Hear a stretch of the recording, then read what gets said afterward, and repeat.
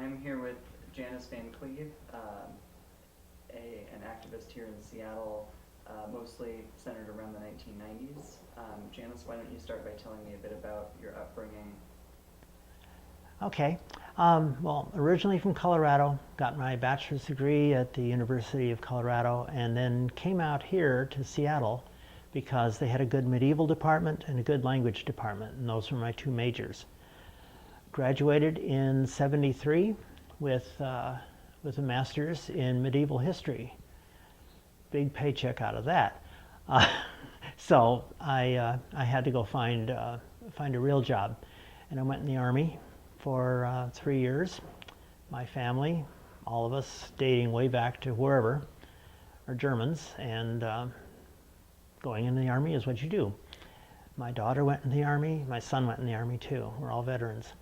After that, I was in military intelligence, and so at that time, this was late 60s, early 70s, we were using computers that were as big as a house. But that was my introduction to computers. And so when I came out of the Army, I went into the computer field and ended up 25 years later being able to retire comfortably, and then looked around for what I was going to do next. But during that time is when that I came out, 1983, and got involved in politics and activism, and between the 80s and the 90s was the main period when I was active in various organizations. Queer Nation, Seattle Metropolitan Election Committee, the Commission for Lesbians and Gays, Dignity, the Catholic Gay and Lesbian Organization, and several others that I'll probably remember in the course of our conversation, but I don't right now. Anyway, in the year 2002, well, in 2000, I started moving into world travel, writing, and archaeology. And I was elected to the president of the Seattle Wine Society because I've been a wine taster for 50 years. And I'm called upon to do wine tastings and wine selections for people for special dinners. But then I was on the board of directors for Seattle Baroque Orchestra and then Early Music Guild, and I just got finished with that one. And so right at the moment, although this should not be let out, I am boardless. And that's a good feeling. In the course of these years also, I was president and treasurer of my condominiums. So, yeah, I've been on a lot of committees. The first major political activity that I got into, well, let's back up a little bit before that. Like everybody else, I complained about things. I complained about the way the city was run, the state was run, the way things were going, and of course, this was before I actually, or during the process that I was uncomfortable with myself and the suburban lifestyle and so forth. I discovered an important thing, and that is if you don't have the right to complain unless you get in and do something about it. And the best way is to get on a campaign, to volunteer for a candidate's election, and to volunteer for phone banking and doorbelling for issues too. Nobody loves you more than when you're volunteering for something else. When you volunteer for a candidate and they win, when you write a letter, they answer. When you meet them at town meetings, they always call on you. It becomes a relationship, and all politics is really about relationships. So being involved with campaigns was my first taste, and it was really a lot of fun. You do wild and crazy things. I mean, remember one time I was working on, I worked on Sherry Harris's campaign with Bill Dubay and a number of other people, and Tom, I'll remember his name too, starts with a P. But we finished on Sherry Harris's campaign, and she had a friend who had helped her financially and otherwise down in San Mateo, California. And so she called a meeting of a bunch of us lesbians over on Queen Anne Hill. We were all in our little white blouses and little blue skirts. And she said a very important truth, and that is politics is something we all need to invest in, just like we invest in our homes and in our food and savings and stuff like that. Everybody should budget politics as part of their normal budgeting activity. And so she said, I need 8 volunteers to go to California next week and work on a campaign down there. Of course, why not? And so that Friday, a van pulled up at my condo. We all jumped in. I didn't know anybody. And we drove all night. Next day, we worked for a good solid week, maybe 8 or 9 days on that campaign. Kathy Allen was one of the people we worked with. And by the way, if you're checking on activism in Seattle, Kathy Allen is another one to check in on. She's a great supporter of women in politics. So doing the official political action is a lot of fun, and you do get results. The unofficial part is also a lot of fun, and this is when I got involved with Queer Nation. We did actions. It was a sort of thing where there was an ongoing presence of Queer Nation. We're talking about the 80s, early 90s, here in Seattle. And one of the actions was a cop arrested somebody, 2 guys, on 11th and Pike, of all places, kissing in public. And the cops didn't like that. And so they interfered, and then a lesbian stood up and got in their face, and so they arrested her and took her to the East Precinct. She broke their cribbage board. And so that was a perfect action for Queer Nation. The next week, we all showed up at East Precinct, and we did a kiss-in, sitting on the police desks, filling the lobby. And it was not only made a good statement for the LGBT community. I got 3 dates out of it. Same thing happened at the World Trade Organization, WTO protests. Met a very nice cop, and we were friends for quite a long time.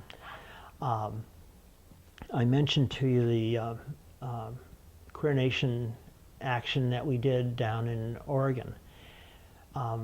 There was a movement in Oregon led by a person named Lon Mabon, whom you probably heard from other people, to ban gays and lesbians from schools, and the whole homophobia thing was going on down there. And one of these was Measure 2. Well, I volunteered and drove down there and worked several weekends at their headquarters down there, just as an individual. And yes, when we were locking up the office late at night, there were, the hoods parked out in their cars out in front to try to intimidate us. But we did beat that measure. One of the actions we did take, and I'm not Okay, I'm not really clear on this, whether this action was connected with measure 2 or the next measure. But Queer Nation met right here in this neighborhood. And we went down and did a funeral procession from something universe, perfect universe shopping center. We draped our cars in black. We were all in leathers. And we drove slowly to Lon Mabon's headquarters. And we got out and we did a perfect formation in front. We had 4 television crews working it, and we laid a black wreath at the door. That was a great action. We had a lot of fun doing that. Let's see. Seattle Metropolitan Elections Committee. This committee, I don't know if you're familiar with it. Yeah. Anyway, that was also a lot of work, but we really got to work the candidates and then publish the results. It almost became a ritual. There was a certain activity we did in January. It was kind of a fundraiser and meet the candidates who were already coming out. And then we do the interviews during the summer and then publish the results. And later I became co-chair with Herb Crone. And we devised the grading system and the interview system so that, to build the credibility, so that our questions and our results were graded fairly for every candidate. It was a result of the Sherry Harris campaign in 1991 that, and this is where I went and met Bill DeBay. He was the Yardside King. And when she got elected, she nominated me for the Commission for Lesbians and Gays.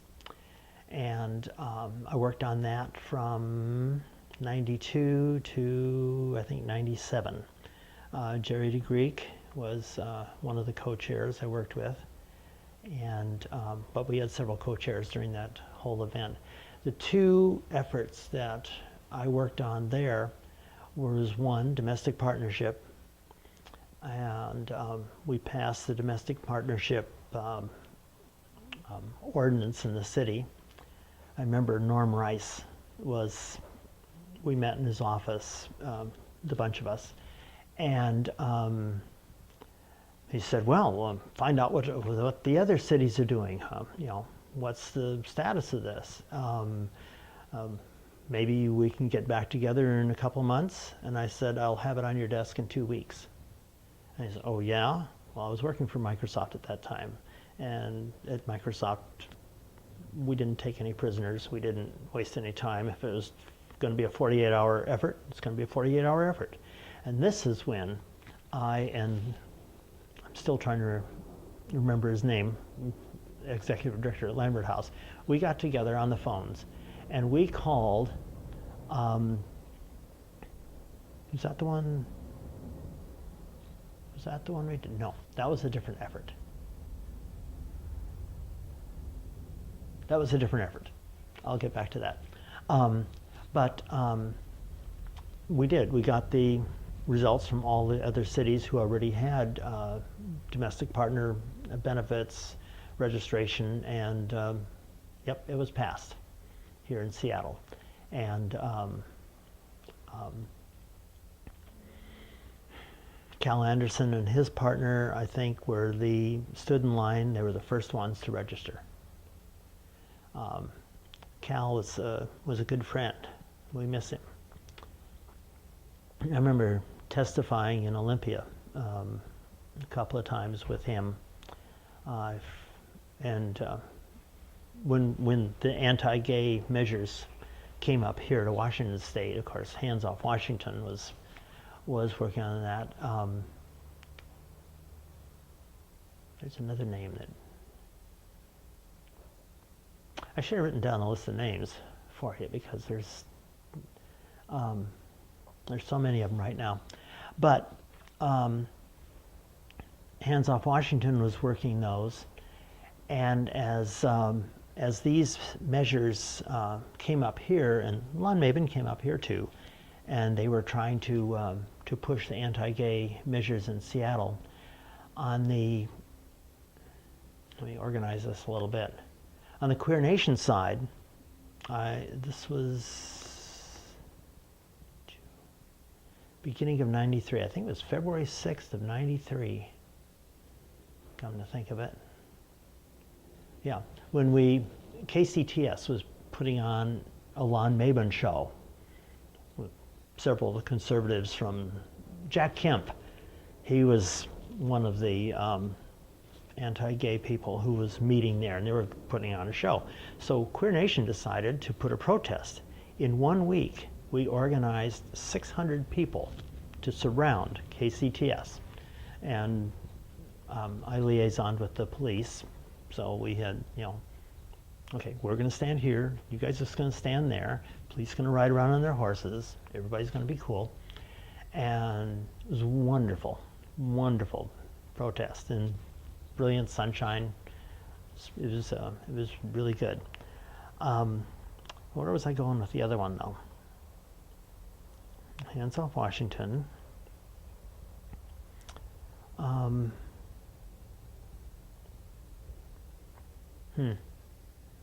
Anyway, we did have one conflict with Hands Off Washington at one point, and this is where we get to the marriage issue. So this would be the beginning of '95, I'm going to say. That would be the Robert time. Anyway, Hands Off Washington wanted to put an initiative on the ballot. And there were many, many, many. Kurt Pavela, he's one you've got to talk to. He's in Tacoma. No, he's in Olympia. He was on the Olympia City Council, but he was part of the effort up here at that time. He's a good friend of Bill DeBay's. Anyway, Kurt Pavela and the others, we met at my place, and we said, no, we cannot have a public vote on person's civil rights. That is not something that majority votes on. That is something that's intrinsic to our rights under the Constitution. And so we had a big meeting at 13th at East Precinct, Hands Off Washington, Seattle activists, and we said, no, don't do it. Do not go there. And at the moment, it was kind of a division in the community, but the Seattle LGBT community is anything if not active, contentious sometimes. Anyway, Pride Foundation. See, when you get to be 70, you'll forget a lot of names too.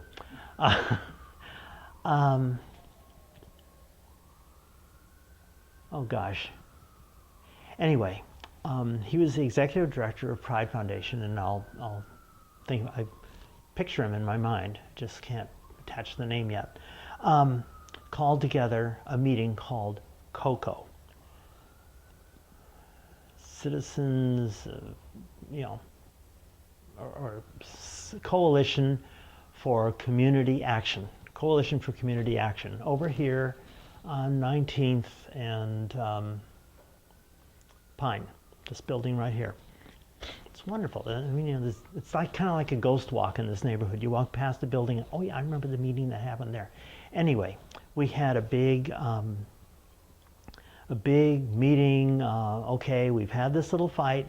Now, what are our priorities? What things are we working on? And I knew there were 3 priorities for me.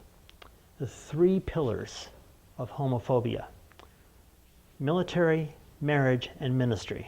Those are the 3 M's. And if we could take those 3, homophobia as an institution would stop. You have individual haters all the time, but at least as an institution, it wasn't there. And so I formed a committee to work on marriage. And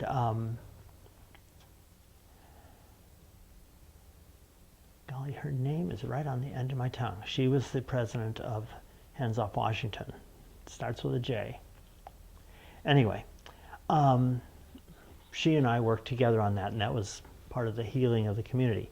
At the same time, Evan Wolfson came to Seattle because in 1995 is when the Hawaii Supreme Court ruled that barring gays and lesbians from marriage was unconstitutional under the Hawaiian Constitution.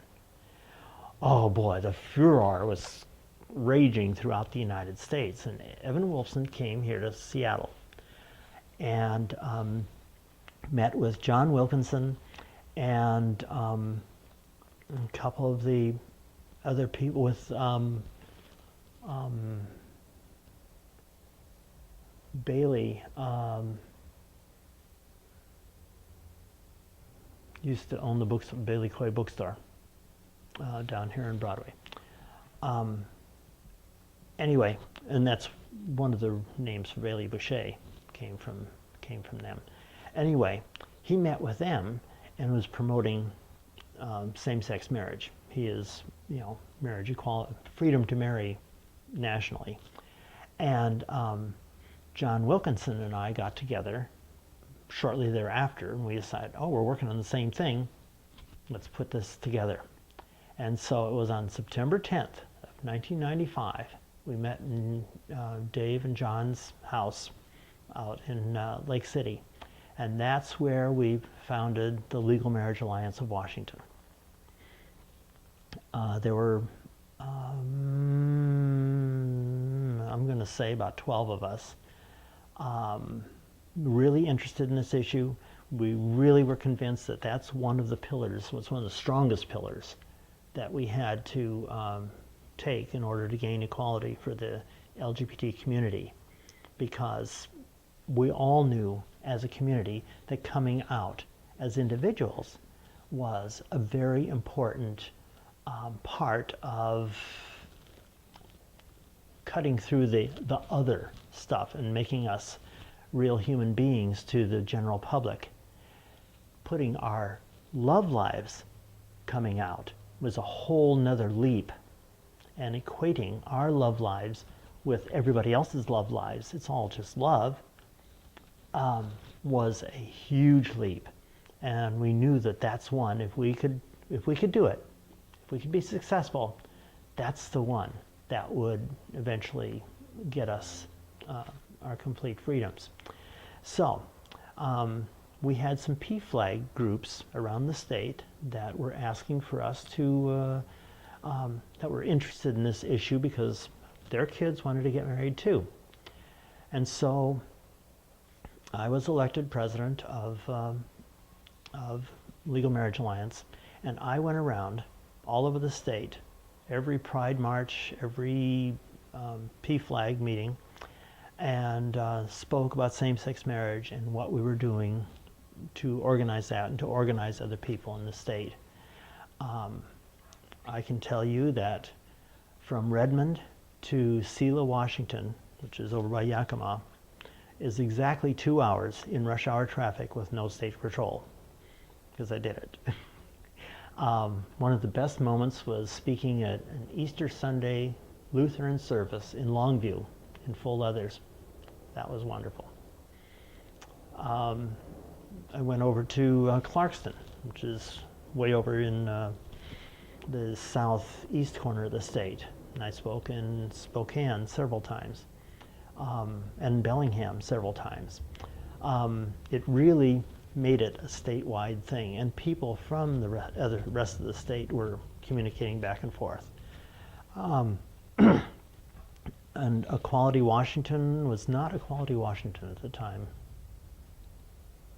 It's Equal Rights Washington. And before that, that's the outgrowth of Hands Off Washington. Anyway, became one of their major issues too.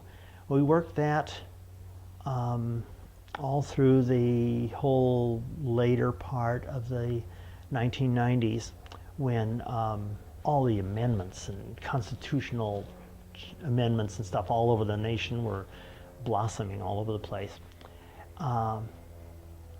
And then in 2002 is when I left that organization, left Legal Marriage Alliance. I had a major tummy operation and had to take it easy for a while. That's when Winters took over as president, and Jamie Peterson, he was our secretary. You're going to talk to Jamie too, aren't you? Yeah, I can. Okay. Anyway, so that was our marriage effort. From there on, Winters carried it, John Wilkinson carried it, and then when Equality Washington adopted it too, and sure enough, it passed. And passing it in this state, that was a great year, because we passed it in this state, and then we won it on the ballot as well. The referendum to overturn, we won that, 74. That was a good one. I phone banked for weeks on that one, down at the Labor Hall down in Georgetown. And we did that one. That was, and then they had the Supreme Court, rule, and it was inevitable that they had to rule that way, but, for them to rule, that was just icing on the cake. So that was a huge victory. The victories we won in the military, I was not part of the military activity because I was out of the military for a very long time by that time. But, that's there. And now Gates, who used to be the Secretary of Defense, now head of the Boy Scouts, that's one. We've done it on a lot of fronts. We've still got housing and employment to do throughout the country. Other things, other activism. What can I say? I was fortunate that my last place of employment was Microsoft, and worked there for 3,000 of those 25 years. That's what it felt like, but it was good. I enjoyed Microsoft a lot, and it didn't hurt that that period of time in the 90s we had galloping stock options, and so I am able today to donate to a lot of campaigns, which I do. And I'm a member. I was in the 43rd district, PCO, Precinct Committee Officer. I was PCO of the year there and convener for the caucuses. I had 22 precincts, which the year Obama first ran meant I had 1,400 people to manage at Seattle Central Community College. And we did it. 4.5 hours. We did it. We collected the money. We nominated our delegates and closed up shop. It was good. Now I'm PCO in the 37th district. This is my precinct here. But now with the advent of websites and neighborhood networks, there's a whole network called Nextdoor, which is just wonderful. You can communicate with thousands, or I shouldn't say thousands, hundreds of neighborhoods. And so I post my voting recommendations out there. CMEC has had some rough years since the end of the 90s, and I felt it was too important an activity just to drop or to not go anywhere and not have the same credibility it used to have. So I picked up the slack myself, and I went, and I still do. I go to all the fundraisers, I go to all the kickoff meetings, I review every website, and I interview candidates sometimes when I have questions, and then I publish a ratings a rating sheet or recommendations. And there's a few of us now who coordinate these. We disagree sometimes. We disagree every time, but not on all the races. But it's still staying active. And as far as being out is concerned, yeah. Just read the post office walls. The NSA, CIA, FBI, they're all there on the phone line. They're picking up this now, right? Okay. Being out and getting beyond that. They talked about the post-gay thing. Really, our sex lives don't define us. It's our brains and our willingness to work. That's what we contribute to the community, and so people don't really care anymore. The public in general. It's okay. What can you do? And so I just continued to do the political activity. Anything else that you picked up that? You mentioned you played a role in Legal Opinion 10. Oh yeah, okay. This goes back into the 80s. This is about 1985. There was an issue in the transgender community about restrooms. There's always an issue about restrooms.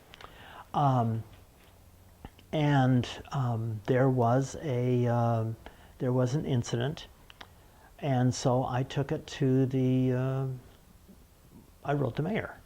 I worked on his campaign, so I wrote to him. This was Royer, Charles Royer at the time. And he said, well, it sounds like an issue that should be referred to the Human Rights Department, or the Civil Rights Department, whatever they called it then, which was right here on 14th and Yesler, that way. So I met with them and filed a formal complaint, and they pursued it. We won the complaint. Part of their investigation involved getting in contact with a civil rights lawyer. I think her name was Barbara Heavey. I think I remember that right. She wrote opinion 10, opinion number 10. This became a groundwork legal opinion for treatment of transgender people and how they can be accommodated in the public sector. The city council was at that time working on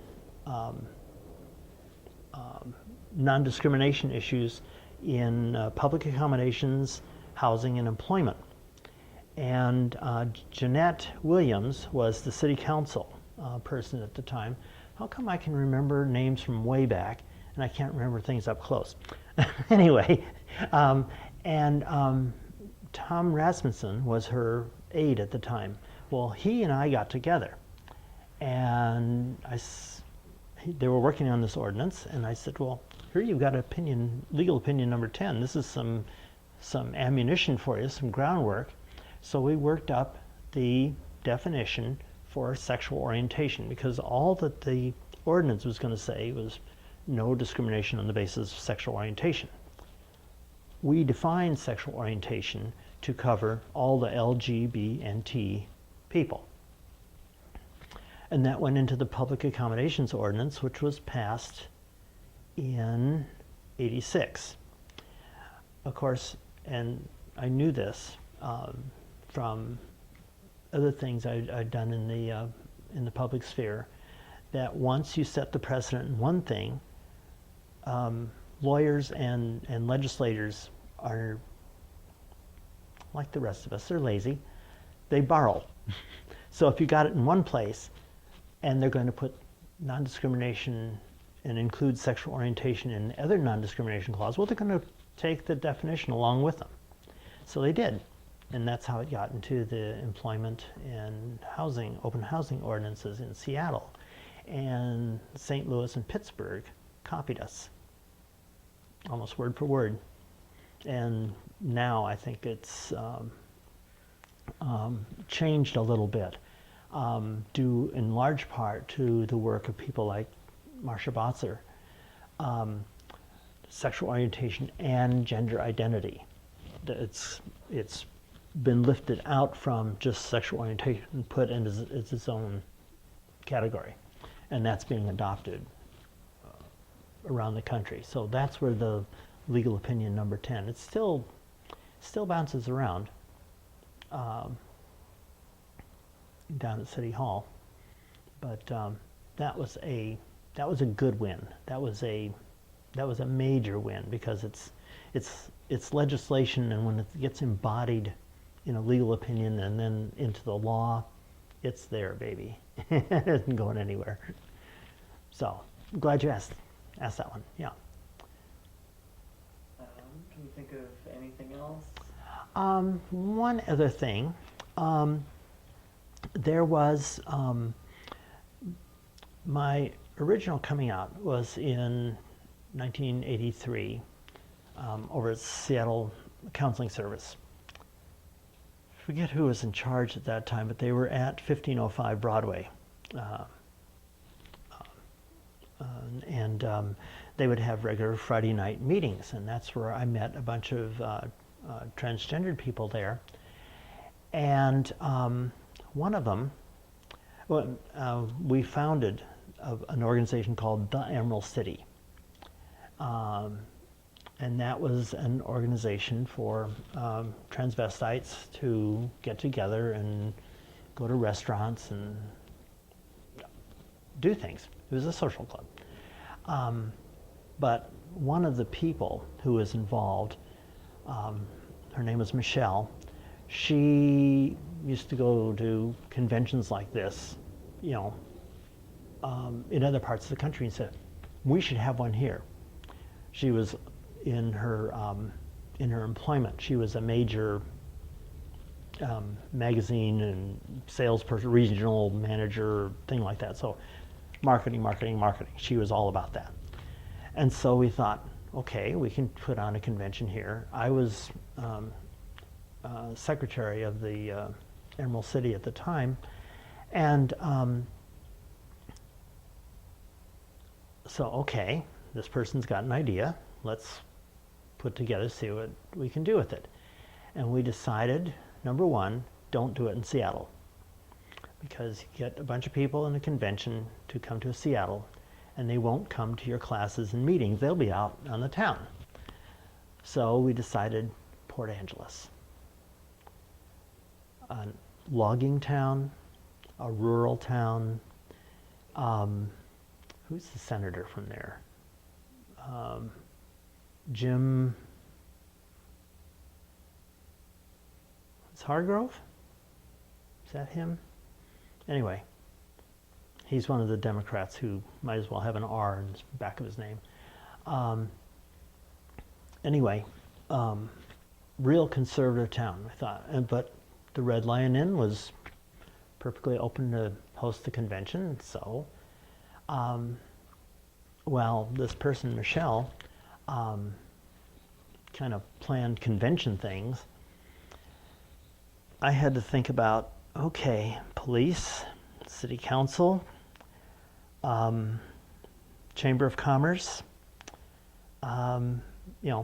these practical things that you got to do.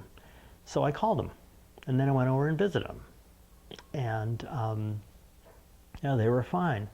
And then somebody else in the Emerald City said, well, they would like to do tea in Victoria at the Empress Hotel. Now, you think about post 9/11, to put a bunch of transvestites on a ferry boat to go cross customs lines with identifications that don't match what they look like, to be in another country and then come back into the United States, you cannot do that. But we did it that was 1990. That was 1990. That convention in Port Angeles is still going on every year in May. And Port Angeles looks forward to it. because we did some good public relations building. They have a thing in Port Angeles called that they support their children's hospital or their hospital over there. It's little. They sell little rubber duckies, and you put a number on them, and you pay some money for each duck. And they let them go in the Elwha River, and whichever duck comes first out the end, there's some prize or something like that. And the money goes to benefit their hospital. Well, the gals, I think we had 60, 70 people at the first convention. They bought tons of ducks. That really solidified that group in with the Port Angeles. And then the profit that we made off the convention, we gave to the battered women's shelter. Another big write-up in the paper. So every year, Port Angeles looks forward to this. Pretty soon they'll have a spree day, probably, or a spree week. So, yeah, these things can happen if they're well organized, if you meet people where they are, understanding, like, we're doing an interview, and so the consideration is, okay, your lighting, your spacing, where you're going to sit, where everybody's going to sit, that sort of thing, noise levels. Well, if you're dealing with a city council, or you're dealing with a mayor or other people like that, you got to understand what issues they're trying to deal with. Police, public safety, mayor, re-election. But if you meet people where they are and you take into consideration and accommodate, their concerns, they're more than willing to accommodate yours, and things work. This is why in Queer Nation, when we did our demonstrations, we always contacted the police first, told them where we're going to start, where we're going to go, what we're going to do, and if they had any pushback on something, okay, we'll go on this street instead of that street, and we'll do this thing instead of that thing. They're fine. Surprises is the main thing that officials don't like. If there's no surprises, they are happy. And so we try to keep them from having surprises. I worked with the police also I'm going to go back now to the Commission for Lesbians and Gays. The other main effort that I worked on there was the police. We had an issue of sex in the parks. And neighbors complain, and then the police have to come, and then the gay community says it's harassment, and okay. So the Commission's sitting in the middle. What do we do?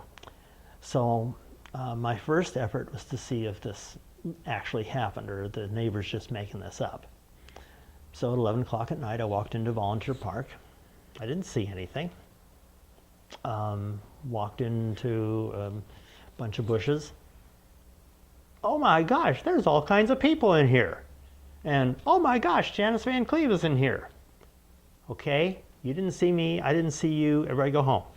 And we split. So then I knew that, okay, stuff really is going on in the parks. And so I worked with the police to ride arounds in various places, and we met Jim Pujol, who was in the police department at the time. I think he was assistant police chief, and I think he may have resigned when O'Toole got in. But anyway, we worked on this issue. I was one of the instructors at the police academy, from the community, just on a part-time basis, no pay. What are our concerns? What are your concerns? To work that out. But that was good. And I think my takeaway from the police department was all the same thing. They don't want surprises, and they're more than willing to accommodate if you take into account what they've got to deal with. And I was surprised when I came away from all the ride-alongs and everything. One, how many domestic violence issues they deal with every night, every precinct. And two, how much paperwork they have to do. And so, yeah, that was just another experience in the process. You mentioned, or you alluded to activity in the WTO action. Mm-hmm. Could you say a little more about your role in that? I was not an organizer. There was too much else going on at the time, but that was probably one of the, I think, seminal moments, not just for Seattle, but for the entire country, on the revolt of the people saying, we're not going to take this corporate stuff anymore. It is, I think, because of WTO that we've had these things like more calls for rent control, rise of minimum wage, parental leave that Microsoft and Netflix is offering now, and others are coming along, that we've elected a proud socialist to be on our city council, and other people, because WTO showed that people just are not going to take it anymore. And remember, WTO happened in December of 1999. That was before the recession, when Wall Street got very wealthy and everybody else lost their homes, which just solidified things. But no, I was on one of the protest lines at Pike and Boren, and one of the police on the other side was one of the lesbians who was on the police force. She was cute and she looked good in uniform, so even with the armor. And so we became good friends. Okay. Can you think of anything else?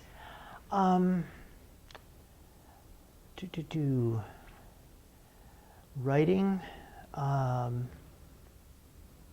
I was editor for the Dignity magazine for a Dignity newspaper for a while,